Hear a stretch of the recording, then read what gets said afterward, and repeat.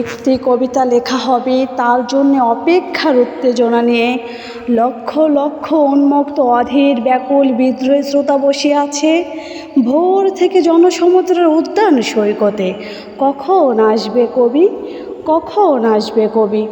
এই শিশু পার্ক সেদিন ছিল না, এই বৃক্ষে ফুলের শোভিত উদ্যান সেদিন ছিল না, এই তন্দ্রাচ্ছন্ন বিবর্ণ বিকেল সেদিন ছিল না।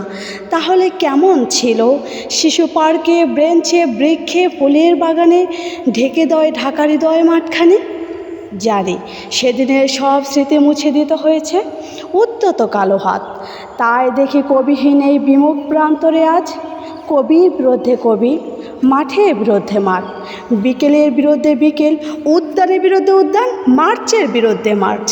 হে অনাগত শিশু, হে আগামী দিনের কবি, শিশু পার্কের রঙিন দোলনায় দোল খেতে খেতে তুমি একদিন সব জানতে পারবে। আমি তোমাদের কথা ভেবে লিখে রেখে যাচ্ছি সেই শ্রেষ্ঠ বিকেলের গল্প।